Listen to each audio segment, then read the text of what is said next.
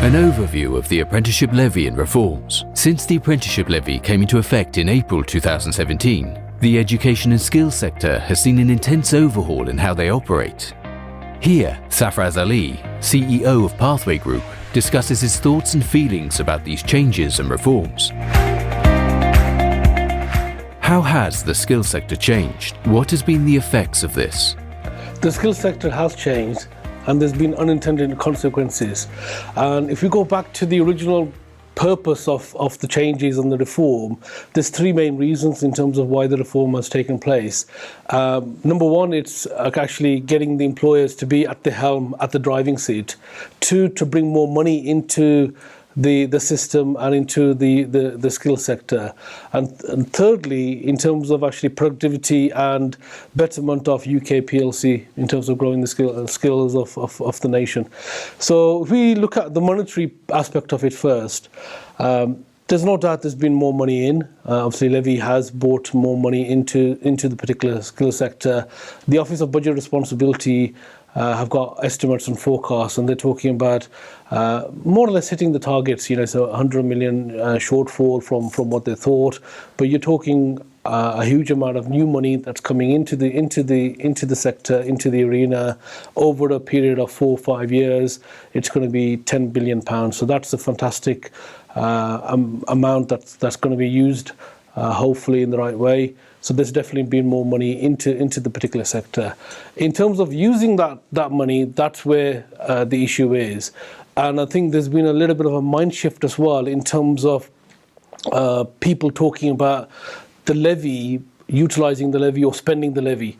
And the way the sort of paperwork and the sort of direction and the speeches from ministers is coming across, it's not actually the employer's levy for them to spend as they wish, but it's actually government money that enables the individual employer to utilise. But there are constraints. There's accountability. They have to be spending it in the right way within the constraints that are there.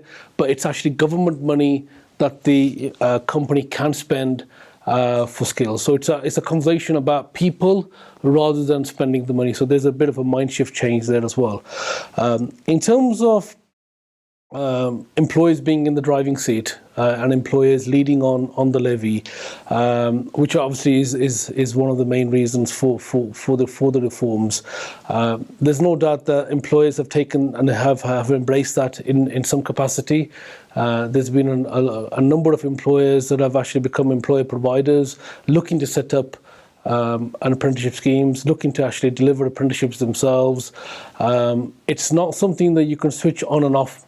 If an employer provider or employer decides that they wish to have an apprenticeship scheme, it's a commitment. It's a commitment for the long term. It's a commitment that has consequences. It's a responsibility. It has a cost base as well. So it's something that is likely to be endorsed at a board level or a strategic level. So it's something that the employer will have to sort of go in with both feet and commit to that.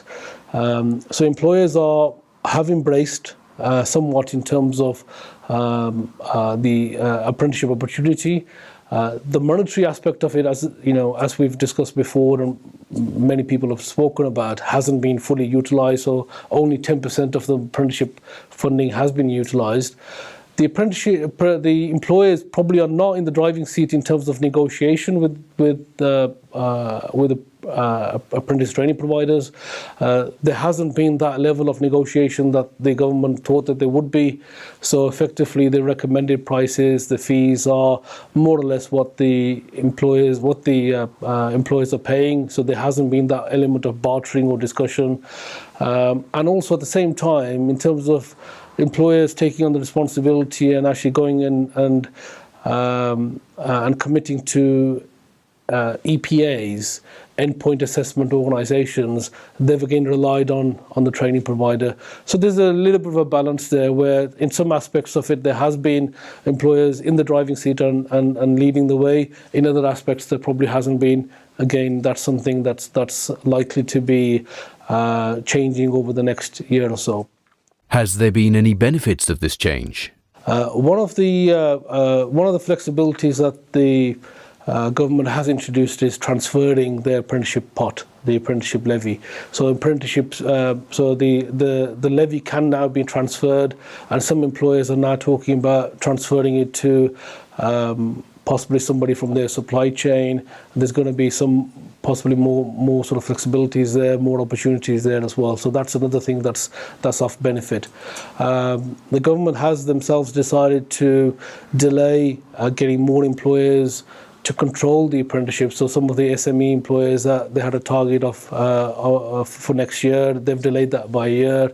So again, it allows training providers more time to bring on more employers themselves and have those partnerships. The employers, in my experience, who have actually gone out and looked to work with training providers, have gone via a tendering process, a procurement process. And as we all know, procurement is not an easy thing to do. There's costs involved, there's constraints there as well. It's something that can be quite complicated as well. So, you know, if an employer is dealing with many training providers as part of their delivery chain or supply chain, it can be quite burdensome. And no employer really wants to take on extra work. In my experience, you know, they want the benefit of the skills, the training, the talent management of it, but they don't want the downside of the bureaucracy or the risks that are involved.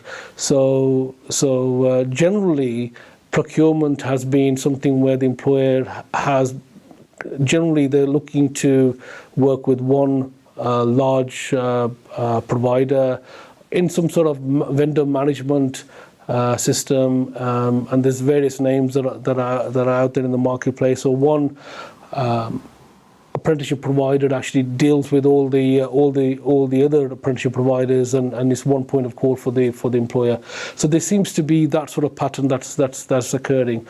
In my view, again, there's a slight rebadging that's taken place of apprenticeships, which is really employers are looking at what their current L&D department, learning and development department, is delivering, looking to see if that can be mapped towards the apprenticeships, which is not really what the government rhetoric and the government guidelines are saying. So the government ministers are not looking for that. They're looking at apprenticeships that are there in terms of the pure form of apprenticeship rather than a rebadging.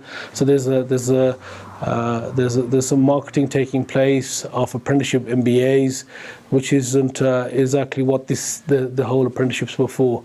So that's something I think will change.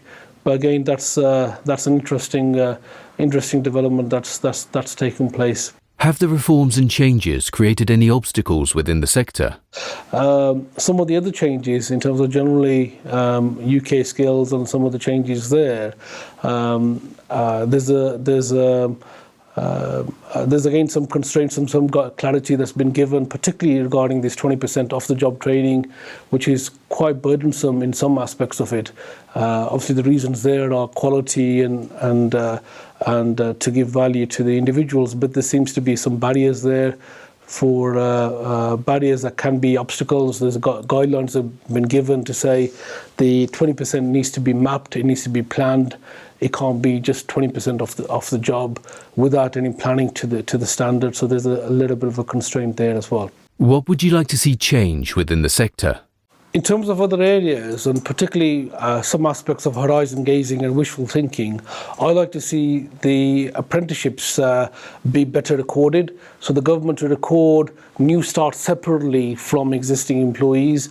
A lot of organisations, a lot of training providers have been used by the employers to actually vacancy match. It's a service that most training providers provide that service, and it's usually done as part of the overall service.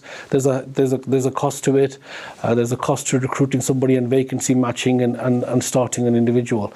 And at the moment, it comes into one particular number. in terms of apprenticeship starts, and I think there needs to be better recording with regard to new starts as opposed to existing employees.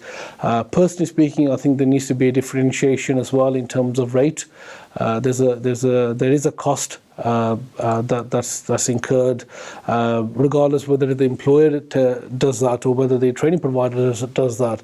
In terms of when you take on a new member of staff, ideally, if that can be reflected and paid to the training provider, whoever does the delivery, I think that would be better, because usually it's the employer, it's the training provider who provides that service. Similar to how the government currently pays bursaries or apprenticeship grants. They currently pay that to the employer when they create new employment, new jobs. If that can be in some way recognised and paid to the training provider, particularly if they're involved with vacancy matching. So that's a bit of a wishful thinking and a bit of horizon gazing for me. I would also. It's interesting to see also the impact of devolution. The West Midlands Combined Authority, in terms of where we are, is also looking at the apprenticeship levy to see whether they can be part of it. I mean, there's already talk about the London area, how much money is going to go to the mayor, and how much they're going to sort of control, and there's talks about the control going to those devolved areas. So it'll be interesting to see how much of that is going to happen here in the West Midlands and in other areas that we operate as an organisation, but also particularly in the smaller regions like Sheffield and Liverpool area as well. So that's something that again I'm keeping a closer eye on, and I think it's interesting for everybody that's in this sector to see where that's going, particularly as later on this year, early next year, there's going to be opportunities to bid for the adult education budget as well for all of us. So we'll wait and see in terms of that. What would you change about the apprenticeship levy and how it's perceived? An area that I think is putting all of us at a slight disadvantage is this subcontracting. And one of the reasons why the numbers haven't kept to the level that they were before is the subcontracting aspect of it has been the way it's been perceived and the way it's portrayed as well. So there's a negative viewpoint on subcontracting. There's quite a lot of lobbying, particularly from press and media, as well as other organisations, to say there needs to be a cap in terms of subcontracting fees. But a lot of the subcontracting that was done actually created the marketplace. It got us to where we are. It gives newer, smaller organisations the opportunity to come into the particular marketplace, and it works well hand in hand with the larger training providers and the colleges to do more partnership work and more collaborative work. So you've got somebody who's more experienced, who's got the infrastructure, alongside individuals who are maybe closer to the employers, who are more possibly nimble, agile, who've got possibly closer relationships with those employers, and it's a way to work hand in hand. And I think that whole subcontracting aspect of it could be better portrayed. It's not as negative as what it is. It's got us to where we are, and to a certain level, just because there has been some elements of bad examples, it shouldn't really disadvantage the market as a whole. So for me, again, if that whole subcontracting area could be looked at. 10% currently in terms of what the contribution for the employer, I don't think that's a bad thing. I think that's something that the employers can commit and need to commit, and I think it'll get to the position where that becomes the norm. It's still some early days for some people, but I think that's a good thing, and I hope that can be maintained and there's no changes there. I think from a perspective of growth, I think there's going to be more employers paying into the levy. There's potentially again, the 3 million is unlikely. The 3 million threshold that they've got for contribution, it's unlikely at this moment in time for that to rise. It could even fall, so that you'll have more employers paying into that. So potentially, again, the figures that people are contributing, the employers are contributing, is going to grow. So potentially, again, it's a growth area. It just needs some of the constraints that are there. Need looking at some of the flexibilities potentially that are there that have been created. Again, and a little bit more clarity on, and possibly looking at. It'll be interesting to see what they do with the transfer aspect of it, the current sort of transfer limits. If there's more flexibility there, I think that'll be interesting to see how large employers deal with transferring their funds to others. I think some employers will look at it as a CSR, social responsibility. Others will probably look at it in terms of developing their supply chain, or a matter or combination of things. So that'll be quite interesting. So there's a lot of developments taking place in the apprenticeship market, and it's an interesting time. We're 15, 16 months into the reforms. Some of the reform dates have changed. That happens across the board, but it's an interesting time for the sector, and one which gives us a lot of hope potentially for the future as well. Thanks for watching. As we say, everything starts with a conversation. So let's talk. Pathway Group, changing lives through skills and work.